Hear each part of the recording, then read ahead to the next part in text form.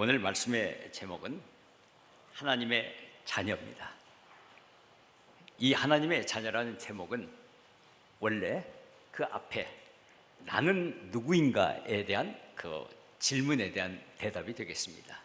다시 말하면 나의 정체성을 누가 묻는다면 나는 당신 누구냐 물을 때 우리들은 여러 가지 대답할 수 있습니다.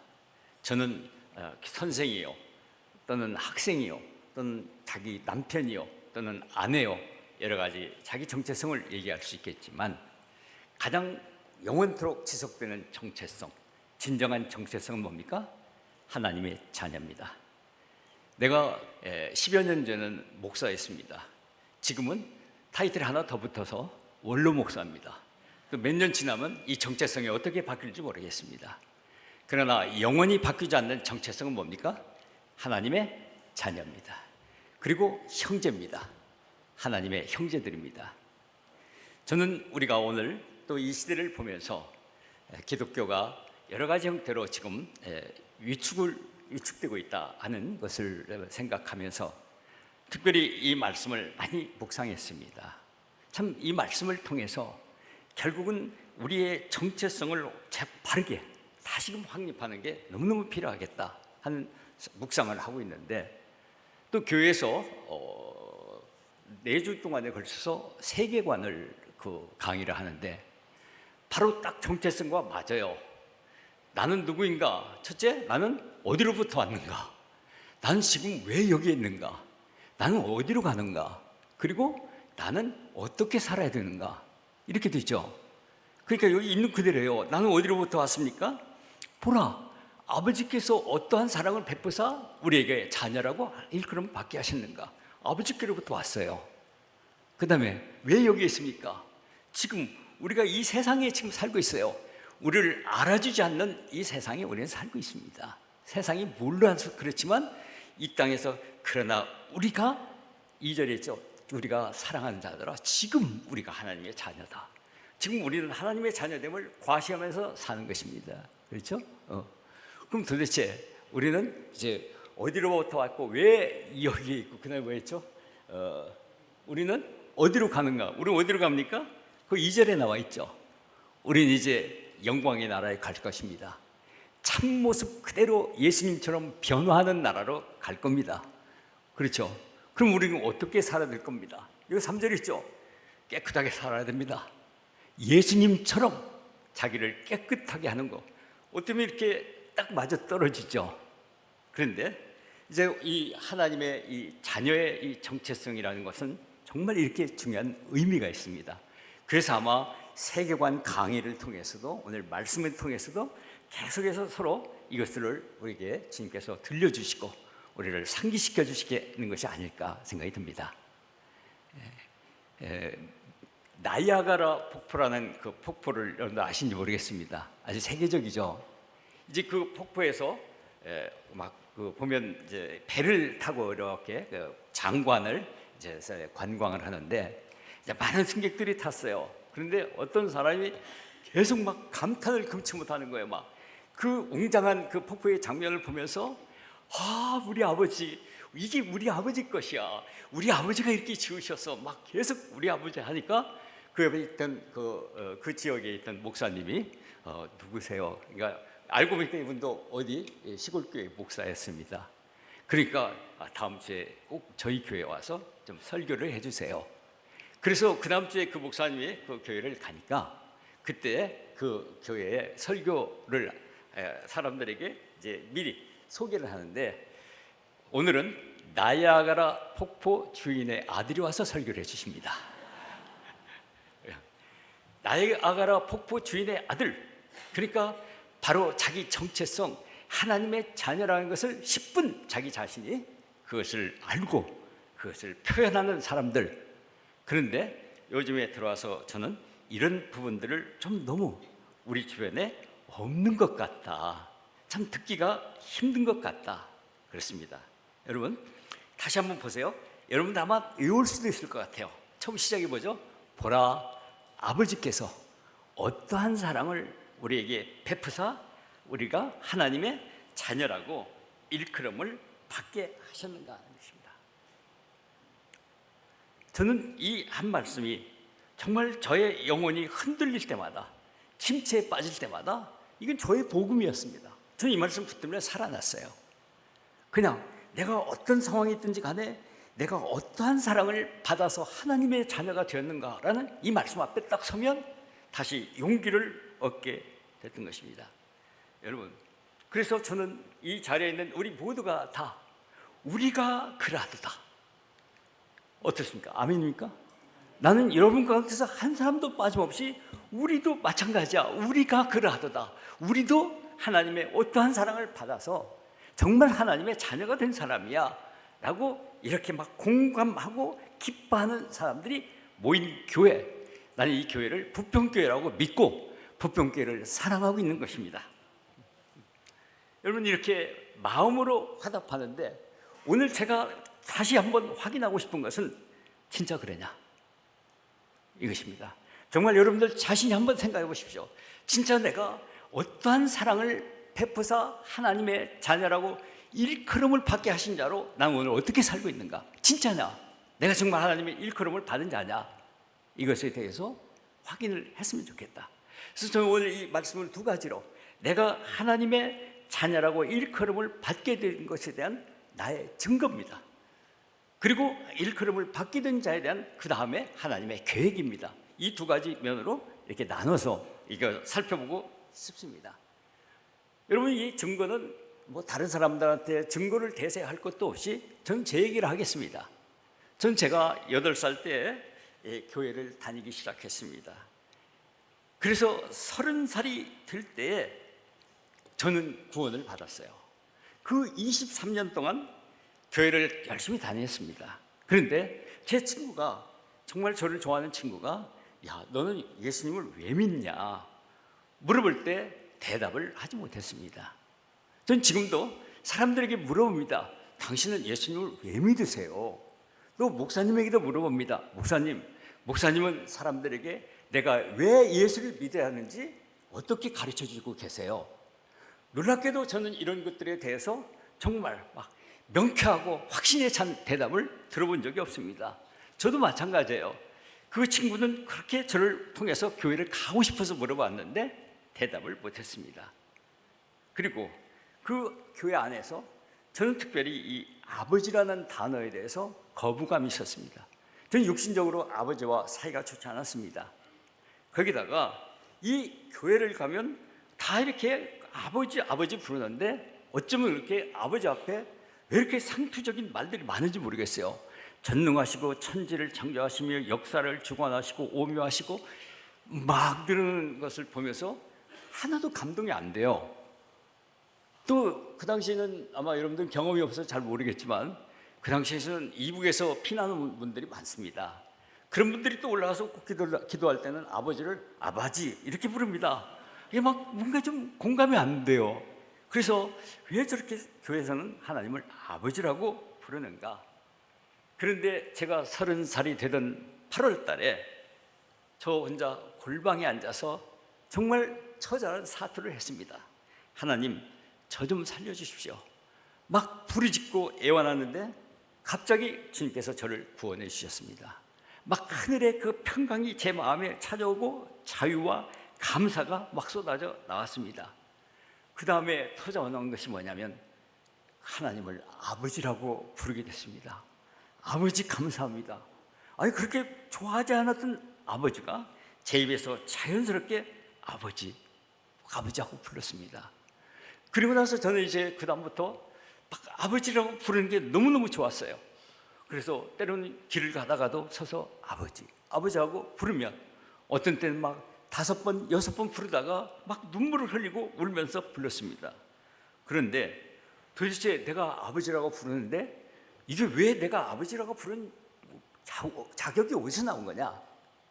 전 나중에서 구원받고 나서서 하나씩 둘씩 배워나가기 시작했는데 요한복음 1장 12절과 13절의 말씀을 저는 통해서 제 자신이 왜 하나님을 이렇게 아버지라고 부르게 됐는지를 알게 됐습니다.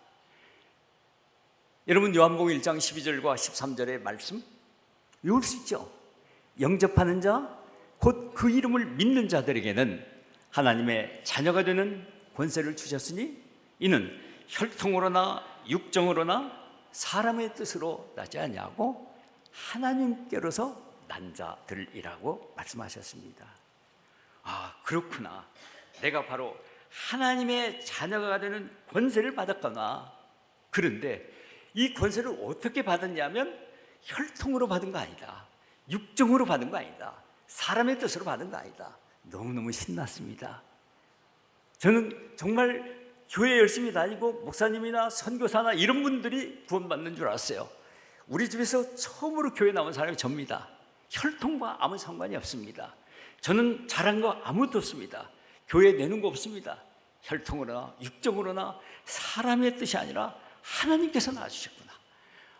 얼마나 신이 나는지 몰랐습니다. 저는 그 앞에 있는 말들, 영접하는 자, 내가 막 예수님 들어오세요, 제가 한 거 아닙니다.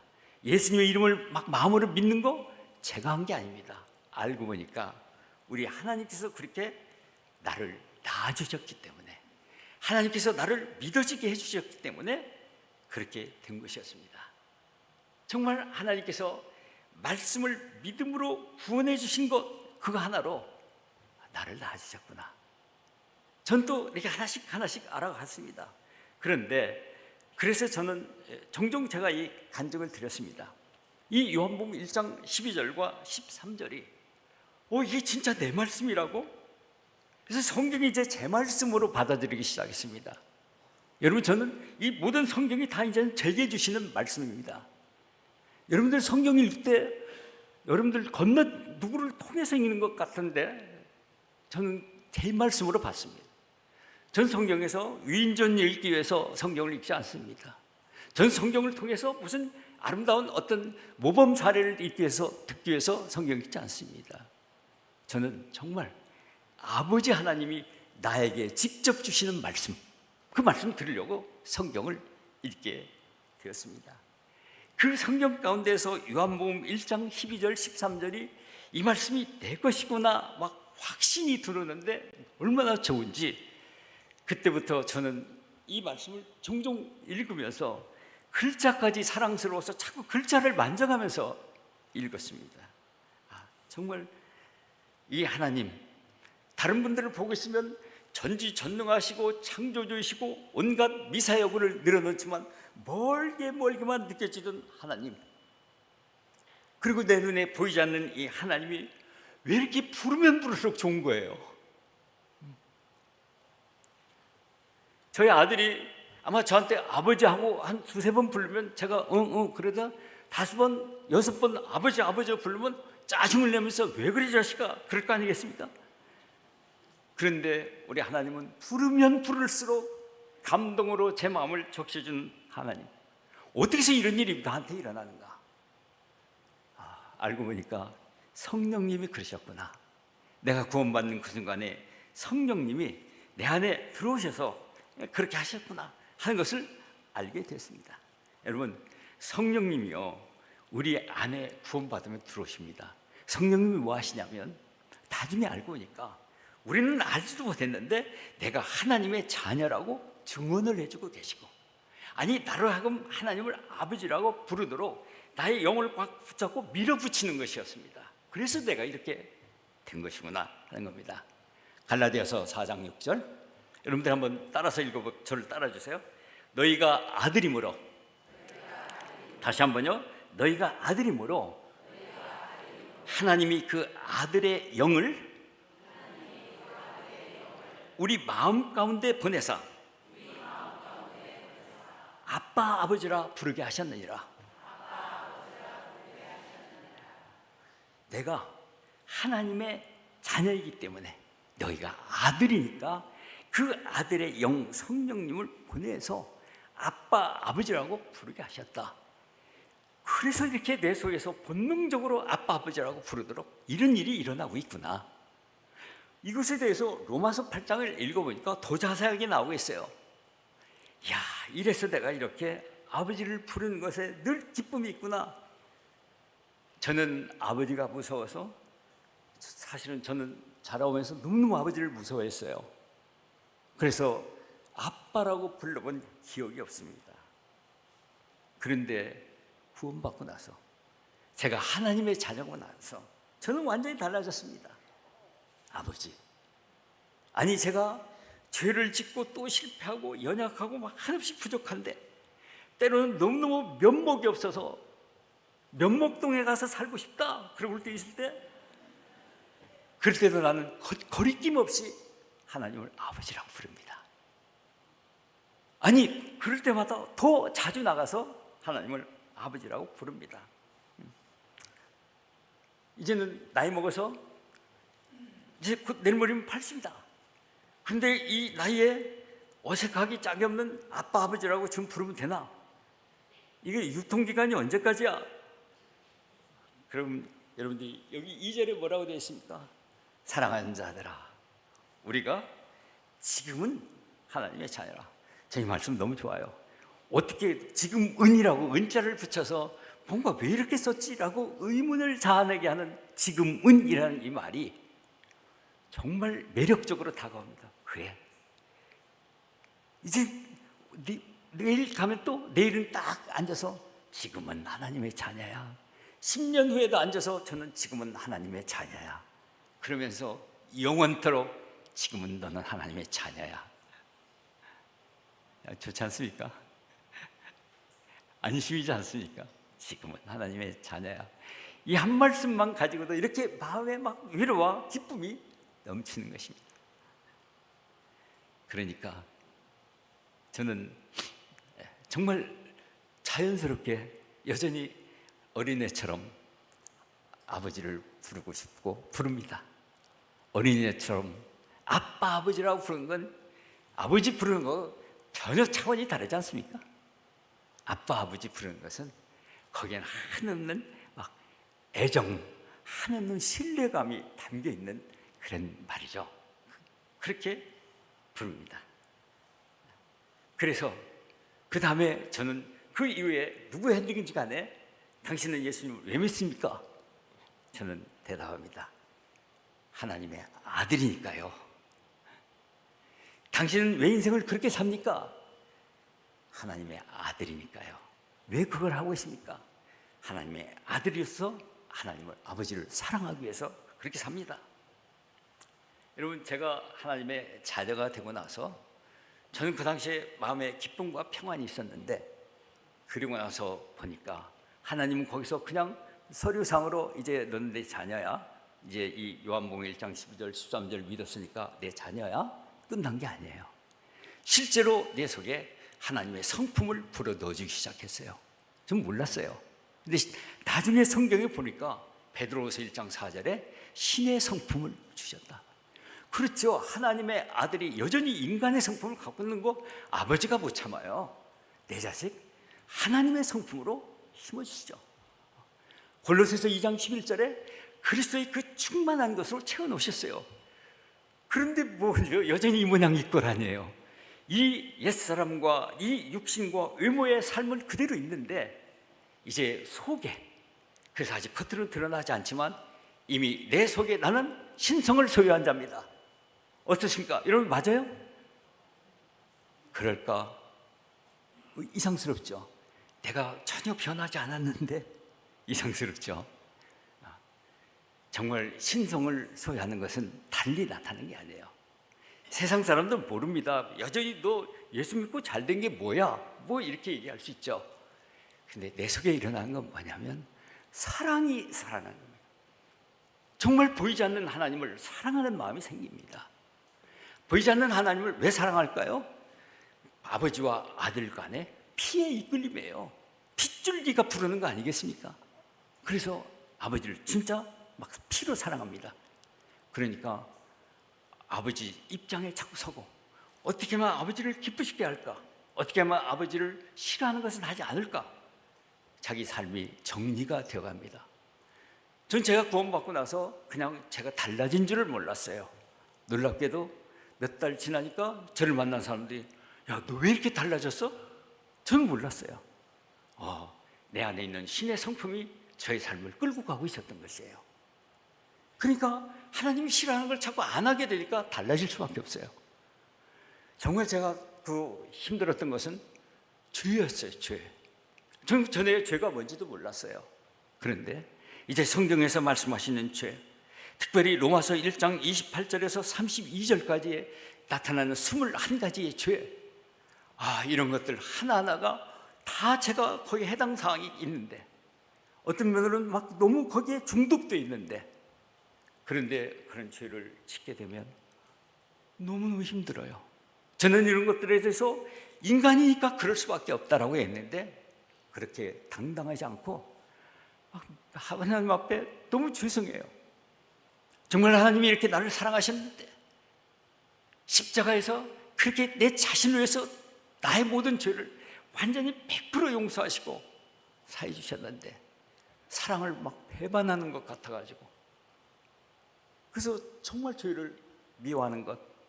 그런데 이 죄라는 게 이게 만만치가 않습니다. 이 죄는 아예 내 속에서 지금 주민등록을 여기다 딱 내려놓고 이사를 한 거예요. 완전히 여기다 등기를 딱 해놨어요. 죽을 때까지 이게 여기 있어요. 그래서 지금도 저는 죄 때문에 너무 시달립니다.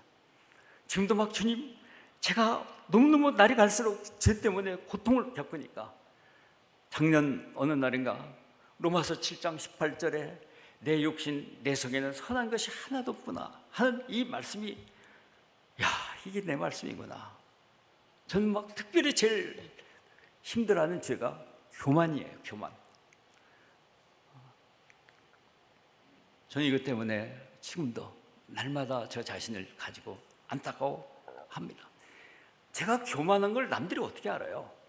아버지와 나 사이에. 이게 바로 막 신의 성품이 있기 때문에 꺼리낌이 드는 것이 자꾸 싫어지는 겁니다. 그리고요, 정말 제가 달라진 것 중에 하나가 뭐냐, 여기 보니까 우리더라고요. 여기가 우리가 그러하도다. 이 우리는 누구겠습니까? 이 우리는 바로 우리 형제 자매들이잖아요. 그죠? 이 형제 자매들이 우리가 그러다는 건 뭐겠어요? 지금 여기 있는 형제님 한 분이, 또 이 자매님 한 분이 다 하나님의 어떠한 사랑을 받아서, 다시 말하면 형은 할 수 없는 사랑을 받아서 하나님의 자녀가 된 분들이잖아요. 이분들이 막 모여 있는 곳이 교회예요. 이분들 가운데 제가 있으면서 정말 고맙게도 그분들 틈에 있으면서 자라나기 시작하는 거예요. 그분들 틈에 있으면서 같이 성찬의 예배를 통해서 영혼이 막 자라나고, 그리고 그 교제를 통해서 각자가 어쩜 그 다양하게 하나님 경험이 있는지, 그 각자가 알고 있는 하나님의 사랑, 또 하나님의 은혜, 깨달은 말씀 막 속에서 쫙 같이 나누는 동안에 너무너무 이 영혼이 강건해지고 쑥쑥 자라는 것을 경험했어요. 저는 그때 교제라는 건요, 이게 몇 마디 대화, 처음 만났을 때도 대화를 나눠보면 벌써요 통해요. 하나님의 자녀들은 아까도 말씀드렸죠, 핏줄이 있어요. 이건 하나님의 자식이구나 하는 게 연결이 돼요. 한 분 보지도 못한 사람, 먼 데서 막 어떤 때는 저 시골까지 찾아가서 막 서로 교통을 나누고, 가지 말라고 붙잡아서 막 이틀, 3일을 자면서 계속 교제하고 이러던 시절, 이게 바로 막 내가 하나님의 자녀됨이 그냥 이렇게 하나님이 저를 입증시켜 주신 거죠. 그리고요, 그때 저는 성도를 보는 눈이 확 열렸어요. 왜냐하면 이 성도들이 우리가 세상에서 보는 것처럼 가치 기준으로 보면 배웠냐 못 배웠냐, 가졌느냐 못 가졌느냐, 능력이 있냐 없냐 아무 상관이 없어요. 어쩌면 이렇게 각자의 삶 속에 하나님의 자녀다운 이 위엄과 권세가 있는지를 모르겠어요. 그래서 저는 정말 그때 그 모든 이 세상의 가치관과 달리 정말 아무시 배운 것도 없는 형제들인데도 그에게 막 존귀함을 봅니다. 그래서 얼마나 소중한 분인지, 어쩌면 그렇게 하나님의 성령이 그에게 아름다움을 그리고 향기로움을 드러내는 인격으로 바꿔놓는지, 저는 그때부터 지금까지 정말 성도님 한 분 한 분에 대해서 정말 그 존귀함에 대해서 저는 함부로 할 수 없습니다. 저는 지금도 정말 성도님의 존귀함에 대해서 함부로 안 씁니다. 정말 노력합니다. 이게 사람을 볼 줄 아는 거예요. 내가 내 형제를 볼 줄 아는 눈이, 이게 바로 하나님의 자녀가 아니겠습니까?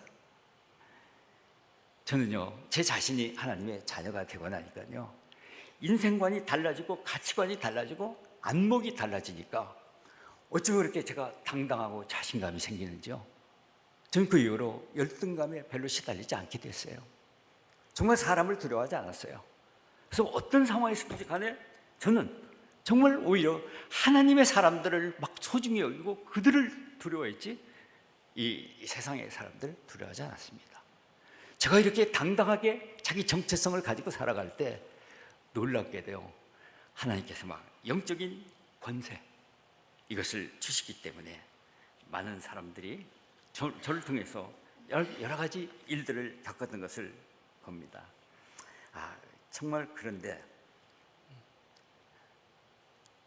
오늘 이제 세월이 지나갔습니다.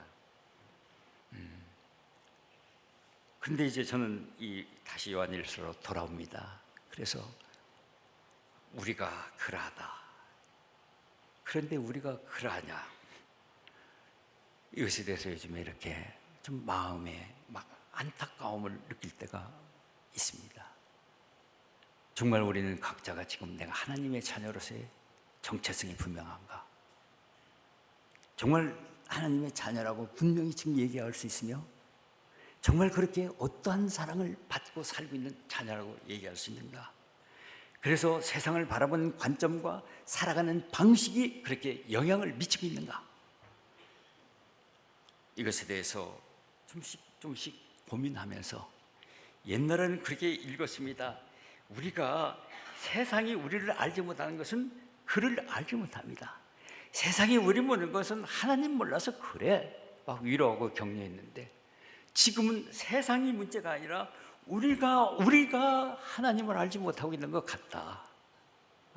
이것을 제가 정말 안타깝게 여깁니다. 그렇기 때문에 이제부터 다시 이 말씀에서 또 재정비가 필요하다. 옛날에 그 프로 선수들이요, 특별히 어떤 골프 선수들이 그런 얘기를 했습니다. 자기들이 막 그 어떤 슬럼프에 빠지면 그러면 초심으로 돌아간다는 거죠. 그래서 아마추어 때 자기를 가르쳐준 코치를 찾아간다는 거예요. 기본으로 돌아가는 겁니다. 바로 기본으로 돌아가서 나의 정체성을 재확인하자 말이죠. 보라, 아버지께서 어떠한 사랑을 우리에게 베푸사, 한번 그 다음에 뭐라고 읽어보세요. 그 다음에 뭐죠? 하나님의 자녀라 일컬음을 받게 하셨는고. 우리가 그러다 진짜 그러냐? 여기입니다. 지금 저는 그래서 우리들 자신이 정말 이런 그 자기 자신의 간증과 동시에 그 다음에 이 하나님의 자녀를 위한 하나님의 그 계획과 하나님의 행하심을 좀 알아야 되겠다. 사실 어떠한 사랑을 우리에게 주셨느냐, 저는 말 못합니다. 다만 하나님이 어떠한 사랑을 주신 것을 그냥 우리가 간단하게 표현하면, 하나님은 나 자신을 아들 삼으시려고 하나님 자신의 생명, 영원한 생명을 주셨다 하는 겁니다. 그래서 영원한 아들 삼아 주셨다. 그리고 하나님은 정말 예수 그리스도 아들이고 저도 아들인데 어떤 관계에 놓여 있는가? 여러분, 예수님이요, 이 땅에 오셔서 말씀하실 때 항상 제자들을 데리고 말씀하실 때 하나님을 향해서 수식어 일체 없이 항상 아버지, 아버지 이렇게 불렀습니다. 아버지라고 부르면서 우리에게 그렇게 하라는 겁니다. 유일하게 수식어를 붙였다면 하늘에 계신 우리 아버지요, 이거 하나만 붙인 거, 이거 외에는 항상 아버지입니다. 그러니까요, 이걸 통해서 예수님은 막 우리가 아버지 앞에 같은 아들로 하나가 되는 걸 그렇게 원하셨어요. 그래서 마지막에 요한복음 17장에 가면 예수님께서 그 마지막으로 제자들을 불러오시고 기도를 해주실 때 보면, 아버지께서 내 안에, 내가 아버지 안에 있듯이 저희들도 다 우리가 하나가 되어서 이루는 그 가정, 한 연합, 이것을 기도하시고, 여러분, 예수님 막 우리를 향해서 기도해 주실 때, 아버지, 내가 창세 전에 가졌던 그 영광을 저들도 누리게 하여 주옵소서. 이거 기도하신. 빨리 이 사랑하는 자녀들이 아들 되기를 기대하셨던 것이죠. 그래서 여러분, 예수님이 십자가에서 돌아가시고 나서 부활하신 날, 그 무덤에서 무덤을 찾아가서 맨 처음 예수님을 만난 사람이 누군지 아세요? 여자입니다. 성은 마시입니다. 누굽니까? 마리아입니다. 이 마리아에게 요한복음 20장 17절에서 예수님이 하신 첫 번째 말씀이 무엇인지 아십니까? 너는 가서 나의 형제들입니다. 내 형제들, 이 배반한 제자들을 향해서 내 형제들이라고 말씀하시면서 내 형제들에게 가서 전해라 말이죠. 그러면서 내가 지금 내 아버지, 너희 아버지, 내 하나님, 너희 하나님께로 올라간다. 이거 전해라. 이게 바로 부활하신 예수님의 제1성이었습니다. 저는 언젠가 이 말씀을 읽으면서 정말 가슴에 큰 충격이 됐습니다. 아니, 어떻게 해서 예수님이 그냥 눈을 뜨시고 부활하시자마자 우리를 생각하시면서 내 형제, 내 아우죠, 막 가서 전하라. 그렇게 우리를 사모하시고 원하셨구나. 정말 감동이 됐습니다. 여러분, 그래서 여러분들 많이 아시잖아요. 히브리서 2장 11절에 그 예수님이 어떤 분이신가를 소개했죠. 예수님을 뭐라고 하신가니? 거룩하게 하시는 하나님 앞에서 한 근원, 우리하고 예수님하고 한 근원이라고 해요. 한 뿌리에서 났다는 거예요. 여러분, 이 말이 이해가 됩니까? 이 진흙덩어리, 이 죄덩어리인 나를 한 뿌리에서 났다 말이죠. 그러면서 형제라고 부르기를 부끄러워하지 않는다. 저는 여러분들에게 자주 이런 말씀을 드렸기 때문에 그냥 늘 그러려냐고 넘어가는지 모르겠습니다. 그러나 저는 이 말씀이 얼마나 저를 황송하게 하고, 때때로 이 말씀이 정말 내가 사실일까? 또는 정말 이렇게 불러도 될까? 예수님이 나의 형제가 되시고 형님이 되시는구나. 그래서 이제 사람들에게요, 이따금씩 제가 얘기하고 싶은 것은 뭐냐, 정말 하나님의 내가 자녀가 된 것, 도대체 나 같은 사람이 이 지구상에서 그 수없이 많은 사람 중에 내가 하나님의 자녀가 된 것은 기적이다. 기적인데, 하늘은 이 영적 하늘이에요. 지금 은하수가 1000억 개 넘는다는 이 우주 그 자체를 지으시고 자체를 품에 안고 계시는 하나님, 그 영적인 하나님, 그 아버지가 내 아버지다 말이에요. 그러니까 내가 그런 분의 아들이다. 이런 기적이다. 그래서 사람들 앞에 이것은 나는 경천 동지의 기적을 경험하고 있다. 그래서 이제 제가 젊은이들에게 물어봤어요. 경천 동지가 뭐냐? 다들 몰라요. 얼마나 다행인지 모르겠어요. 근데 내가 하나 더 아는 게 있잖아요. 경천, 하늘이 놀라는, 그냥 땅이 다 뒤흔들리는 이런 기적이다. 아는 거 하나 가지고 우월감을 느끼고 사는 이 보잘것없는 인생. 이게 하나님의 아들이란 말이죠. 근데 하나님이 나를 어떻게 아들 삼아주셨느냐? 바로 나를 예수님 안에 넣어주셨어요.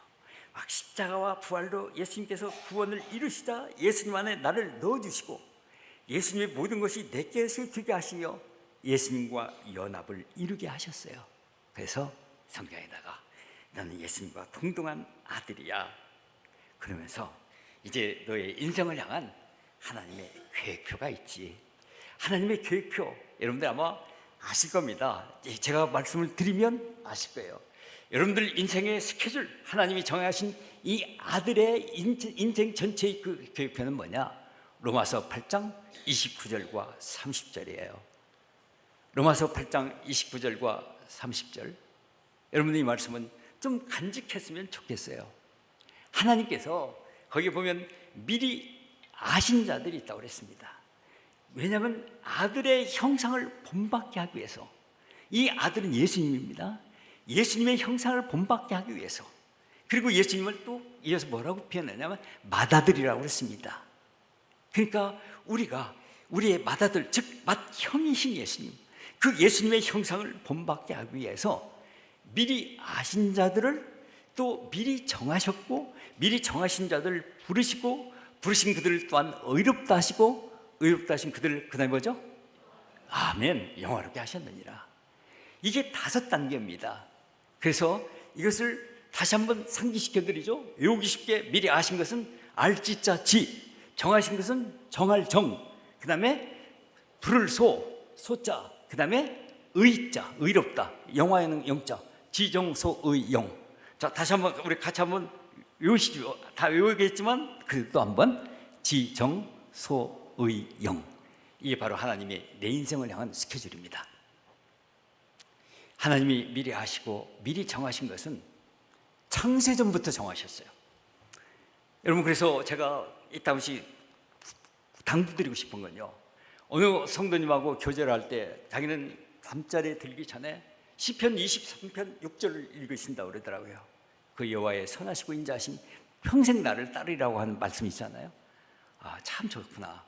저는 그래서 그때부터 내가 정말 많이 읽는 것은 이 에베소서 1장 3, 4, 5, 6입니다.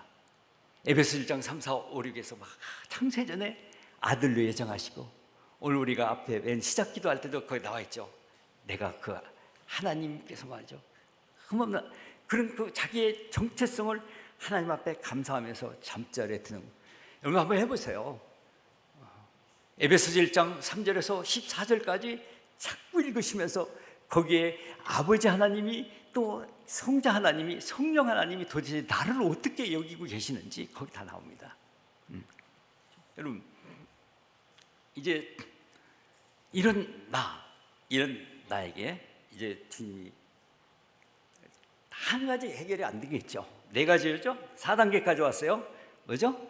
의롭다까지 왔어요. 혹시 여러분들은 아직도 의롭다 하심에 안 된 분들이 있다면 빨리 믿으셔야 합니다. 좀 빨리 구원받으셔야 합니다. 우리가 하나님의 자녀가 되는 길이 열려 있는데 정말 너무 많은 사람들이 배척함으로써 스스로 하나님 앞에 선택적으로 영적 고아가 되는 사람들은 너무너무 불쌍합니다. 정말 빨리 믿으셔야 돼요. 여기 의까지 와야 돼요. 우리 이 4단계 여기 앉아있는 분들이 다 4단계에 와 있단 말이죠. 우리는 의로운 자가 됐습니다. 예수님처럼 의로운 자가 된 것이죠. 하나 뭐가 남았죠? 영원롭게 되는 거. 여기 바로 요한일서 3장 2절에 나와 있습니다. 언제 될까요? 그가 2절에 그랬죠? 장래에 아직 안 왔는데 그가 뭐라고 했죠?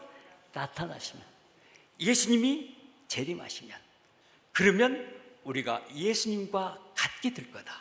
예수님과 같은 형상으로 변화하게 될 거다. 왜냐? 그의 참모습 그대로 볼 것이기 때문이다. 여러분, 우리는요, 이 인간은 하나님이신 예수님을 직접 못 봅니다. 보면 그냥 쓰러져요.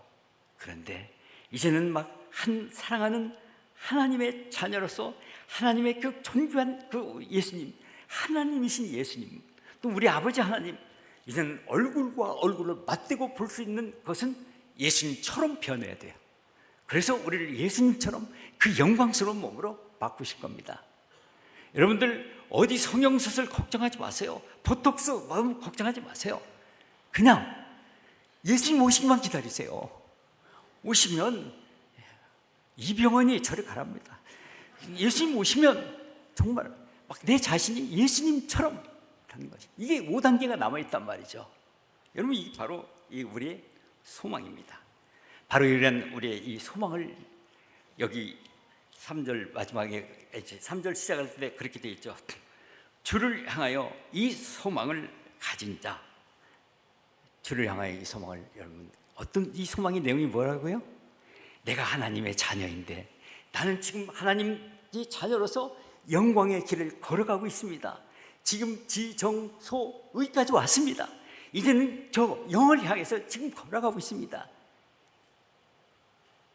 영을 기다립니다. 내가 영화롭게 되는 날 진짜로 주님과 얼굴과 얼굴을 맞대고 정말 궁금한 거 다 물어보고 싶습니다. 정말 하나님의 그 사랑이 어떠한 사랑인지 지금 너무 조금밖에 알지 못해서 제가 막 이 말씀을 준비하면서 생각해보니까 생각만 해도 막 벅차서 이거 교통정리하다가 너무 어제 밤을 새웠습니다. 이렇게 조금밖에 알지 못해도 이렇게 넘치는데, 그런데 막 그 전모를 알아갈 때 말이죠, 예수님과 우리 모두가 함께 막 끊임없이 아버지 하나님을 막 기뻐하며 찬송하는 그날, 여러분 있지 않습니까? 요즘 이 말이 사라졌어요. 그렇기 때문에 우리가 시작해야 합니다. 정말 이 시대 속에서 우리가 우리의 정체성, 난 누구인가, 어디로 갈 것인가, 어떻게 살 것인가, 우리는 바로 소망을 가진 자로서 시작해야 합니다. 이 소망을 말해줘야 됩니다. 지금처럼 기상 조건이 이렇게 악화되고 이제는 세계가 돌이킬 수 없다는 거 압니다. 이제는 지구의 종말이 어디로 갈지 압니다. 우리는 얘기해 줘야 됩니다. 지구는 이제 끝날 것이다. 베드로후서 3장에 있는 것처럼 이제는 불로 다 살라버릴 것이며 새하늘과 새 땅이 올 것이다. 이제 우리는 믿어야 되고 얘기해 줘야 됩니다. 우리가 그날이 언제 올 거라고 조롱하는 자들이 있을 거라고 말씀하셨습니다. 여러분, 노아 시대도 마찬가지예요. 나는 노아 시대를 보고 있으면 마태복음 24장에 그 말씀이 나오는데 홍수가 날 때까지 몰랐다는 거예요. 세상에 말이죠. 그들이 뭘 했냐면 먹고 마시고 그다음에 뭐죠? 시집가고 장가고. 진짜 전 정말 실감나는 게 먹고입니다. 요즘처럼 제가 어디 가서 보면 모든 젊은이들이 다 휴대폰을 들고 찍고 있어요. 먹은 걸 찍고 있어요. 왜 저를 찍어주고 좀 다른 아름다운 걸 찍지 않아요? 막 먹은 거 찍어요. 이렇게 먹는 것에 지금 막 전심을 쏟는 시대구나. 먹고 마시고 자기 자신의 육체적인 것에 탐닉하면서, 그러면서 홍수가 자기들을 멸망시킬 때까지 깨닫지 못하였다는 거예요. 우리는 깨달아야 합니다. 지금 우리가 지금 어디까지 와 있는지 깨달아야 될 것입니다. 여러분, 그래서 저는 우리들과 오늘 이 말씀을 나누면서 말이죠, 하나님의 자녀, 여러분 어떻게 해서 하나님의 자녀가 됐습니까? 설명할 수 없는 어떠한 사랑을 베푸사 하나님의 자녀가 되셨는데, 나에게 남은 하루하루를 좀 나도 하나님 앞에 어떠한 사랑은 못 될지라도 어떠한 사랑을 하나님 앞에 바치고 싶다라고 한번 생각해 보고 싶지 않습니까? 효자가 되고 싶지 않습니까?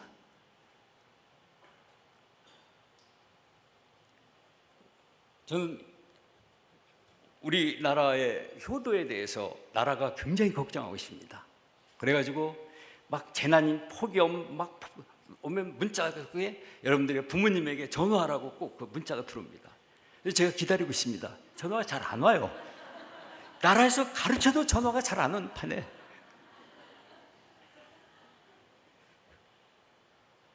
사랑하는 여러분, 우리는 아버지께 끊임없이 문안합시다. 기도하기를 정말 부탁드립니다. 우리 기도 시간 나는 너무 부족하다고 생각해요. 여러분들이 새벽 기도 나오는 분들 너무 적어요.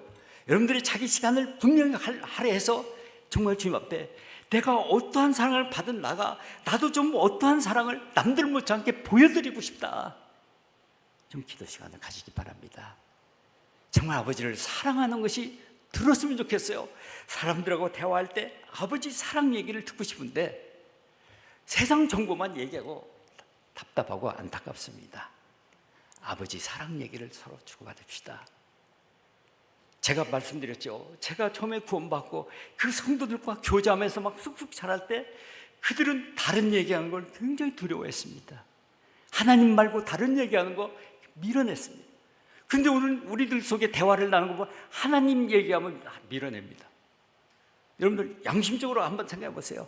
우리가 하나님 얘기를 할 때 분위기가 확 살아오르느냐, 갑자기 시들시들해지느냐, 우리가 지금 자세를 바로잡아야 될 것입니다.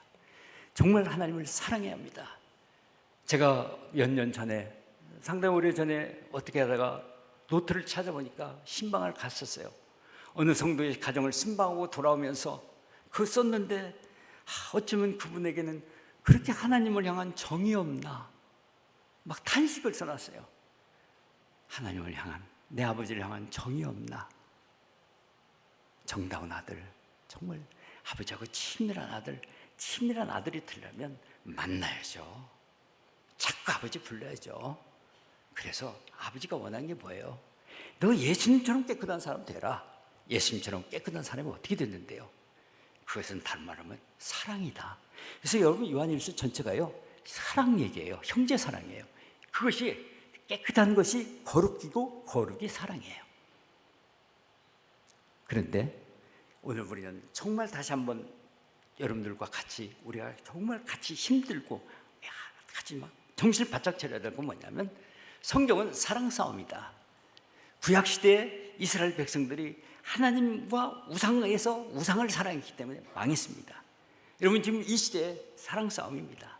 이 요한일서를 여러분들이 읽어보시면 2장 12절에서 13, 14절을 보시면요 누구한테 이 편지를 썼느냐? 바로 교회를 구성하고 있는 아이들과 아비들과 청년들에게 썼어요. 아이들은 아버지 하나님을 압니다. 아비들 잘합니다. 청년들 말씀이 있고 이기는 자입니다. 그런데요 그들에게 내가 이 편지를 쓴다고 얘기하면서 바로 그 다음 15절에 뭐라고 말씀하시냐? 세상이나 세상에 있는 것들을 사랑하지 말라. 세상을 사랑하면 하나님의 사랑이 그 안에 있지 않다 말씀하셨습니다. 여러분 내가 세상이 무엇이며 세상을 사랑하는 것이 뭔지 설명 안 해도 우리 신앙의 양심이 압니다. 내 안에 계신 성령님이 다 압니다. 내가 지금 하나님을 사랑하며 이걸 하고 있는지, 내가 세상을 사랑하기 때문에 이걸 하고 있는지, 내가 이렇게 골몰 하고 있는지 알고 아시십니까? 우리 집중적으로 하나님 사랑으로 돌아갑시다. 정말 여러분들 자신이 오늘 당장 결심하시고 내가 하나님하고 적어도 무난 인사를 드릴 수 있는 하루에 몇 번이라도 무난 인사는 드려야 되겠다. 여기서부터 시작했으면 좋겠습니다. 다시 한번 우리 같이 외워봅시다. 보라, 아버지께서 어떠한 사랑을 베푸사 우리에게 하나님의 자녀라 일컬음을 받게 하셨는고. 이 말은 우리가 신나서 감상적으로 하는 것이 아니라 일컬음을 받게 하신 자의 삶의 엄숙한 명령이다. 나 이걸로 살아야 돼. 그래야 이 단어가, 이 문장이 비로소 나의 삶을 통해서 증명될 거야. 여러분들 한 사람 한 사람 여기 늙어가는 우리 사랑하는 형제 자매들 속사람이 강건해지길 바랍니다. 우리 같이 일어나서 찬송 부르십시다.